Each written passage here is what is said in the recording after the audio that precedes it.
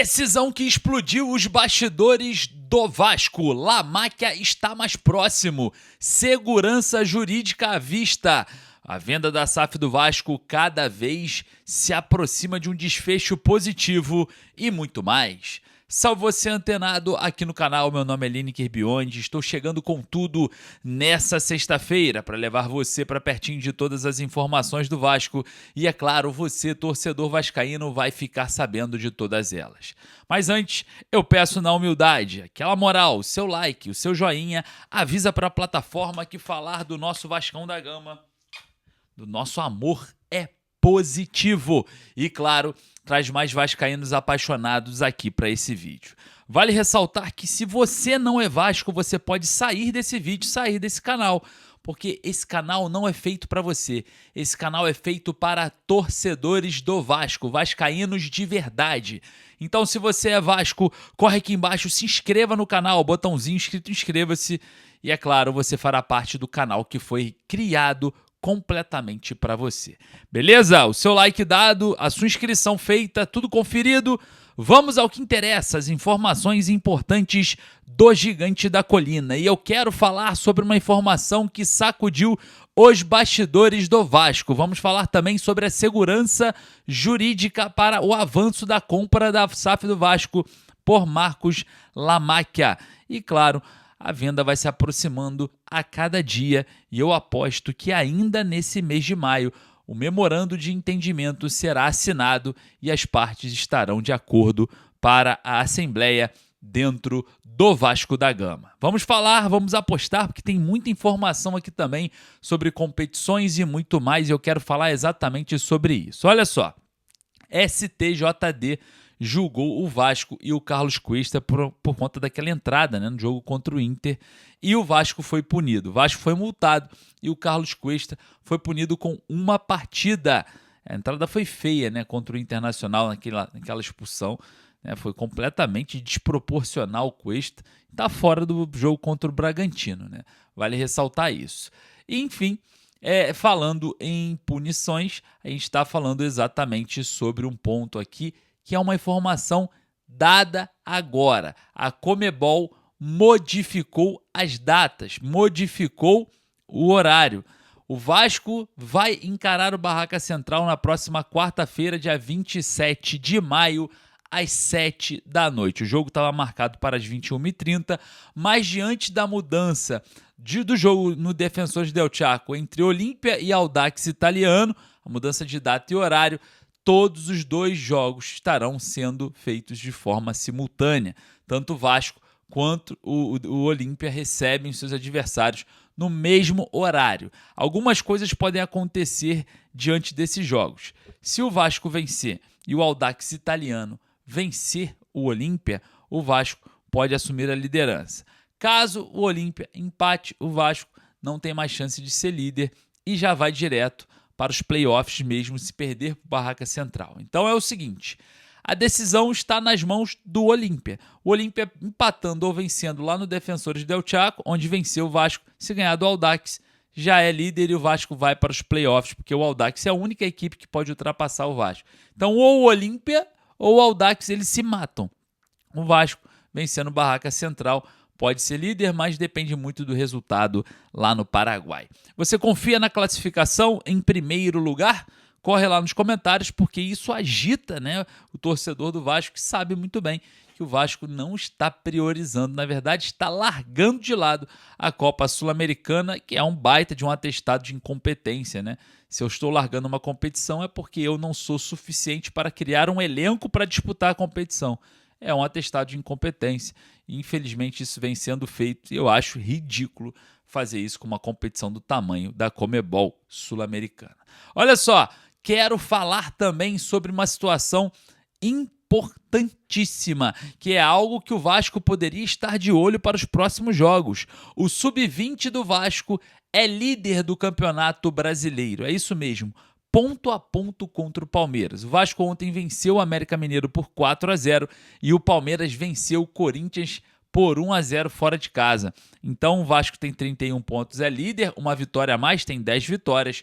O Palmeiras é o vice-líder com os mesmos 31, mas tem 9 vitórias. Uma vitória a menos que o Vasco. O Vasco consegue estar à frente do Palmeiras. Ponto a ponto, hein? Os dois estão ponto a ponto, isolados na liderança.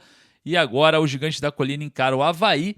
O próximo jogo do Gigante da Colina é fora de casa, em Florianópolis. Eu quero saber a sua opinião. Segurança jurídica pode trazer La Máquia para mais próximo do Vasco. E, claro, as movimentações da venda da SAF continuam. A gente vai falar bastante sobre isso junto com o professor José Humberto. Eu sempre falo para vocês do professor José Humberto, especialista nessa área empresarial, do direito empresarial, e vai trazer detalhes sobre a venda da SAF, acerca dessa segurança jurídica. E existe um ponto, né, de um jogador ou é uma dívida trabalhista de 40 milhões de reais, muita gente falando que é o Wendel, né, aquele jogador que atuou com a camisa do Vasco. E o torcedor não tem saudade nenhuma, né? Pode ser que seja, a gente não tem essa informação, mas existe um credor aí de 40 milhões de reais que entrou com recurso contra a situação envolvendo, né, a homologação da RJ. Já o Bradesco perdeu. Então vou fazer o seguinte, vou deixar aqui a informação importantíssima com o doutor José Humberto. Eu disse no tópico aqui do vídeo que houve uma vitória gigantesca do Vasco e eu vou explicar ela por quê. Você lembra que na recuperação judicial o Vasco conseguiu a aprovação do plano de RJ e que esse plano foi praticamente unânime? Enfim, quase todos os credores ali votaram favoráveis ao plano de RJ apresentado pelo Vasco. É bem verdade que lá no plano houve a criação de subclasses, grandes deságios, que são descontos, formatos específicos de pagamento, tudo isso numa forma que encontrou o jurídico do Vasco para conseguir cumprir esse plano ao longo dos próximos anos, com aqueles descontos ali formatados. Uma vez homologado esse plano, pela vontade da maioria ou quase unanimidade dos credores, ele, então, torna-se efetivo e tem plenos efeitos.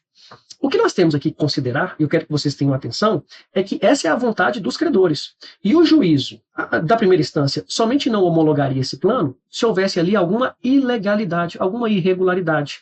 Isso não ocorreu. Enfim, não entra o judiciário na vontade dos credores. Foi dado um desconto X. Não é isso aí de competência do judiciário. É uma vontade dos credores. Mas se houvesse ali algo ilegal, como eu disse, não poderia haver a homologação. Ela aconteceu. E é muito importante na venda do Vasco, porque o credor tem, e é sinalizado a ele, um quadro de credores com as dívidas e o formato de pagamento. O Marcos Lamar, que está para comprar o Vasco, ele sabe exatamente como e como ele deve pagar esse quadro geral de credores. Isso é segurança jurídica. Isso é positivo. Há uma liquidez, enfim, uma definição do valor dentro do negócio que está sendo feito com o Vasco, da compra do Vasco. Ali nós temos um valor muito claro para pagar. Só que dessa decisão de homologação, dois credores em especial apresentaram um recurso para o Tribunal de Justiça do Rio de Janeiro, para a 20ª Câmara, questionando a homologação do plano, não concordando com os deságios, com os descontos, como o Vasco montou esse plano de recuperação judicial. Um deles foi o Bradesco. Ele apresentou um recurso questionando a homologação do plano. Falou, esse plano aí não é legal. Esse plano aí não pode ser homologado dessa forma, que seja, então, rejeitada ou alterada ou reformada essa decisão que homologou o plano de recuperação judicial do Vasco. Bem, o que o Vasco disse nesse recurso, lá para o tribunal, para o desembargador, falou, olha, quem decidiu aí não foi o Vasco, quem decidiu foram os credores, é a vontade de quase unanimidade. Não tem nenhuma irregularidade, ilegalidade, por essa razão, deve ser mantida essa decisão. E foi assim que decidiu o Tribunal de Justiça. O desembargador colocou muito claro que eventualmente os prazos ali estipulados, os descontos, como eu coloquei para vocês, né, a criação de subclasses de credores, a autorização de venda de ativos lá imobilizados da SAF, nada disso é um empecilho para a homologação do plano de recuperação judicial. E aí que vem o ponto. Se não houve a reforma, mantém-se a decisão que homologou o plano de recuperação. E isso é positivo para o Marcos Lamac, que é o comprador da SAF, que tem agora segurança jurídica para esse ponto.